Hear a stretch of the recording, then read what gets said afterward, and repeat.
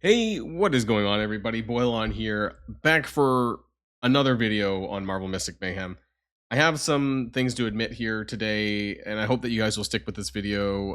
This probably will be my last video on Mystic Mayhem. I want to talk about the reasons why I'm going to be discontinuing covering this. I think that the game has made some strides recently in the game, but I think it's a bit too late. I think a lot of the players, there's been a big chunk of players leaving. I don't think that they're getting the players back in. The revenue numbers are continuing to decline, and while there has been some turnaround, it's just not enough. And it's also just not enough for me to continue doing videos because the ceiling on YouTube for views is very, very low, at least in the Western audience. Maybe there's more on, the Asian channels, that kind of thing. But here in the Western and English channels, there's not really that much. And so I will be putting my efforts more towards my main content, which is Marvel Strike Force, and also my side channel of Raid Shadow Legends. That being said, I still want to kind of carry over and kind of talk about some of the things that led me to this. So, let's get started. Right. So right now we're kind of going through the Namor content, right? The Namor update. And that's fine. So things related to keys. This has always been a pressure point for me. But they have made this a little bit better, I think, this patch, because they added in some more. They finally added great keys, right, into the game here.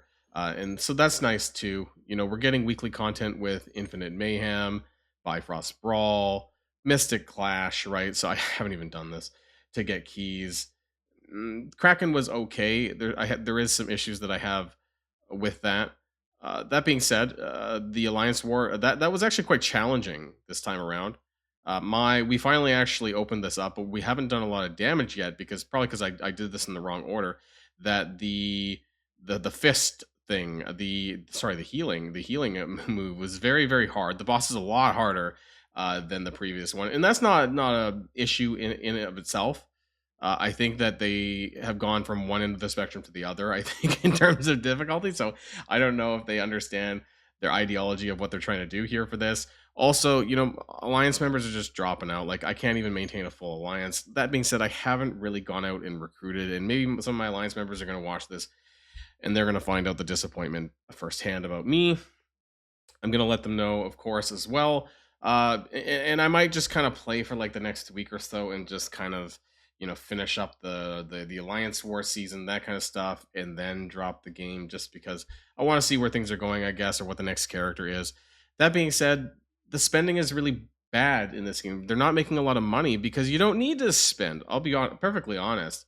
Like, you don't really need to buy any of this stuff to like do well in the game. Like, you can do pretty much everything that's in here without having to buy anything. What I have bought, in my account since I started was the login calendar, right? I think this is a good deal. I think that if you want to support the game, if you playing every single day, this is good value. It's like $5 or something like that. It's pretty cheap, I would say. The rest of the stuff is not really that big of a deal. The Dream Pass I did buy twice. The Ambition highlight was really nice to have, but by no means do you actually need to do this. They've kind of cooled down on the banners. There was one time where we had like 3 banners going at once, but that hasn't really happened much lately. I think it was the Fantastic Four, right? When that was running, there was like the Sue, the Reed banner, and the Spider-Man banner or something all at the same time. So this Thursday, what I would expect is probably going to be one of the characters that have a highlight that have not come out yet, which, if I'm not mistaken, is either going to be Emma Frost, which she has here, or Doctor Strange, the Past Within. There isn't any other highlights that I see that has not made it to the game yet. I haven't seen any new additions that I am missing. That being said, it'll probably be another 8 days or so when the next character after Namor. It's just that they're not making a lot of money off of this stuff. Let's be frank. And content wise, I'll say what they did that was positive is that they added Game of Khonshu and Crimson campaigns simultaneously. So not only can you do them every week as much as you, up to the cap, I suppose, of the currency, that, they finally allowed us, it wasn't alternating. each week. They actually let us play both, which is nice. They also upped the cap from 300 of these crests to 450, which allowed you to buy a little bit more. You could buy an extra Dream Core up to a monthly limit of 4. And then they also added this new edition of the gold coins and the tactic reports, so the XP and gold, that you could buy more of this, right, on a monthly basis. So that helped a little bit as well. So that's fine. I think Crimson Campaign also got it upgraded to 450, right? If I'm not mistaken, they both of them have the cap like that, so you can again buy Dream Cores, which is probably what you're doing first off. Need more Dream Cores to, of course, get your upgrades. The content's fine. I just feel there's no endgame chase. There's no endgame carrot for me to chase, and that's something I need in my mobile games. Like, this kind of answers the question of why do I need to spend, or why does anyone need to spend? What are they chasing, right? What is there to chase that is improving my character that I couldn't get in some other way, or some sort of grind, right? In other games, you would often have, let's say, a character, like a legendary character unlock. I know that this is not how this game plays out, but in games like Raid Shadow Legends or in Marvel Strike Force, you would have a character where over, say, a few months, like, you would slow grind something, whether it's a new character unlock or something big.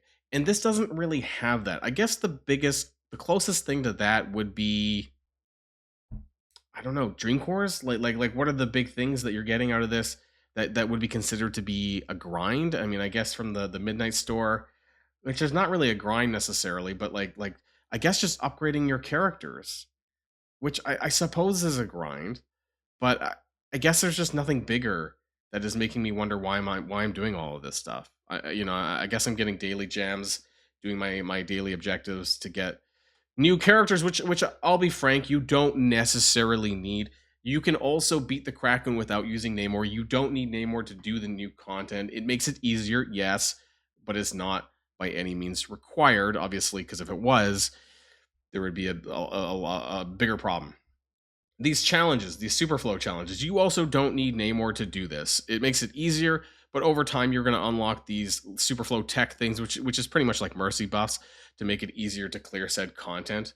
And so I was able to clear all the challenges pretty much with, granted, I did have Namor, but I didn't have any of these buffs. And I did try it again as well with the buffs, and it was a lot easier. There will be a new Furious Falls that unlocks. It's behind my head, I suppose, unlocking in about 8 days when Namor ends. What is this? Oh, because we beat the next wave of the Dream Cyclone of the Alliance War. It's just there's not a lot going on, I guess. There's no big chase. I'll say big chase, because there's some smaller chases, right? Dream Cores. It's mostly Dream Cores, I guess. Artifacts? I don't like the artifact grinding in this one. I think the drop rates are horrendous. And also, I don't like the fact that I can't re-roll my legendary artifacts that I get out of this. Right? So I think I have a 3-star on this one, and I wanted to get a good Avengers ID card that had some energy generation, and I can run, like, let's just 6 times just for shits and giggles, because we're not doing much more anyways. Oh, we got an Avengers ID. That was shocking, just because they want to save me from quitting. And and so if you go to the artifacts, you go to the Avengers. Oh my god, it even has energy generation. They're trying to tell me something here. That's hilarious that I actually did that. Let's just take it to 20 just for shits and giggles. See if we actually we got 1 roll into energy generation. This could have been a lot better, right? If we got triple roll into energy generation, that would be great. The problem is I can't use those little beacons or whatever, the flames, the Twilight Flames or whatever, to re-roll this. I can't do that. And the drop rates are actually pretty bad on these legendary artifacts. The fact, I really wish that you could use those items to re-roll the stats, because I feel that a lot of people aren't actually using them that much to re-roll the unique stats, because we've talked about this in a previous video, that they added in those new stats, right? Like, I'm just gonna, let's click on the Cosmic Cube. Let's see, can I get a quad roll on energy generation? Probably not, right? We can go onto the refinement, and then we go into this page, and it's going to give us probably, you'll see some of the new stats. I'm just wasting some of my resources. You'll see it though. Recovery, right? That's a new stat that's added. And also, what's the buff timer one? Concentration. So, like, it's pretty much impossible now with the addition of those new stats to get the actual rolls that you want, right? So this is just a complete and utter waste of coins, and this Blaze of Truth should be added to be able to refine the other artifacts. And maybe they will change that. By the time, though, that they do that, I won't be around there to really check it out. That being said, I kind of want to finish off and talk about the state of the revenue in the game. So this is gacha revenue. Some of you might know this, maybe you don't, but it basically tracks a lot of the gacha based mobile games in terms of how well they do financially. And so we can see down here the breakdown of Marvel Mystic Mayhem. This is like combined Android and Apple. That in June they actually made $1 million. Okay, this was like basically like beta. This was like the before the global launch. And then in July, which is over here, month 7, they hit a high of $2 million. But this is really bad for a high because there were other gacha games that came out around the same time, like I believe it was called Silver and Blood or some vampire game. Hell, there was that. Did anyone see this Musume or like this gotcha girl like horse racing game? Like it got like 30 million and is still making crap tons of money. My point is that for a brand new game and a Marvel IP, this game just shit the bed. Honestly, the fact that that was the top that it ever got is pretty poor. In month 8 in August, it also made about $1 million, so it just declined in half pretty much. And now we have some latest figures here, which just came out less than a week ago. Actually, no, at this point, so this is the publisher data for Apple. This was 12 days ago. Sorry, my bad. But this was 300,000 here. If we zoom in a touch, you can see that it's 300,000 here 12 days ago. So that was reported on September the 11th. Oof, 9/11. And $300,000 from Apple. And then over here on Android, because they're labeled under exceptional global, you can also see here that it was reported 18 days ago on September 5th that they also made $300,000. So that's going from the 1 million from the other site in August to about basically 600,000 at the start of September. So the dates might be a little varied, but regardless, 600,000 is not good. This might be enough to just sustain the game, but I swear in a few months, if it continues this decline, it's just not going to make enough money to justify keeping it going. And I honestly would not be surprised. I'm sorry people don't want to hear this.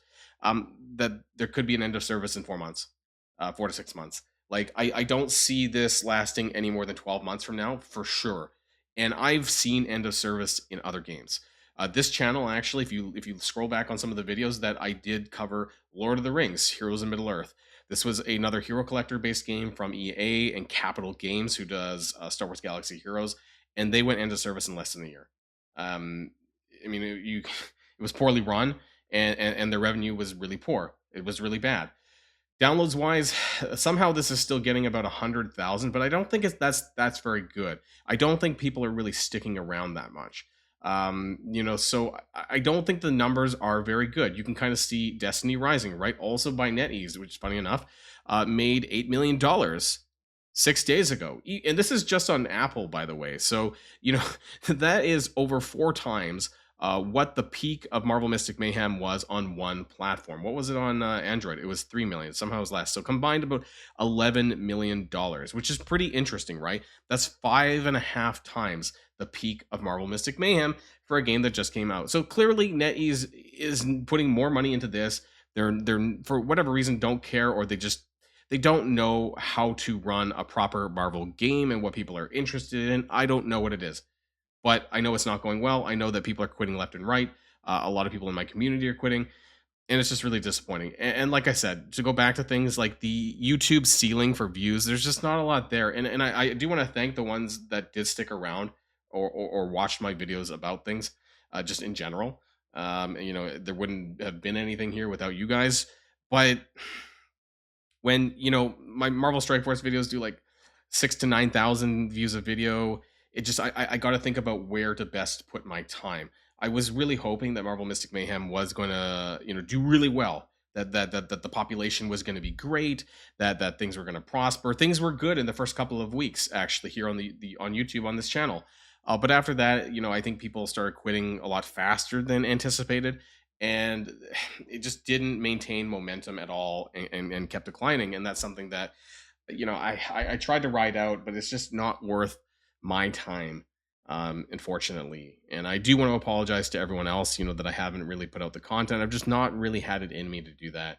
And I wanted to explain to you guys why and my reasoning.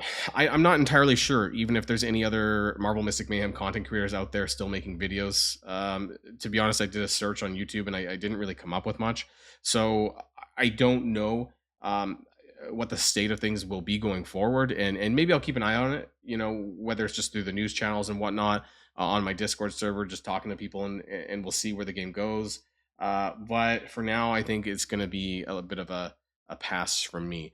And it's my understanding that NetEase is bringing out an actual influencer content creator program finally, that they're actually going to possibly give non-disclosure agreements to whoever's left.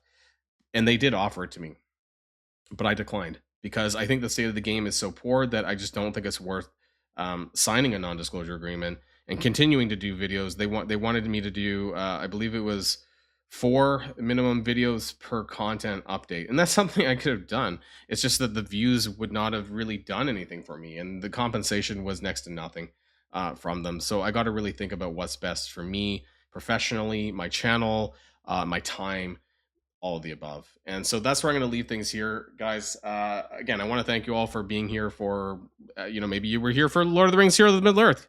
Comment down below if you've been here since then and you knew the end of service of that game. And who knows what we're going to do on this channel. I don't know. Right now, I don't have any games that I'm currently thinking about playing. But if something does come up, this is basically going to be my side channel for that. Whether it's gacha related or Marvel related, then I will probably cover it here on this channel. Otherwise, feel free to check out my other channels, my Boilon Marvel Strike Force, of course, my main channel, youtube.com/Boilon. And I also do have a Boilon Raid Shadow Legends channel, which I play every single day. So those 2 games I am still playing. So that's going to be a fond farewell to you guys here at Marvel Mystic Mayhem. If this is the only game that you watch me on, then my apologies, and maybe we'll see each other around sometime. Otherwise, that's it for now, and I'll see you guys on the next game, I guess. And if you like this video, make sure you hit that subscribe button if you haven't already, and you'll be greatly helping out the channel. Have a great day, and I'll see you guys on the next one.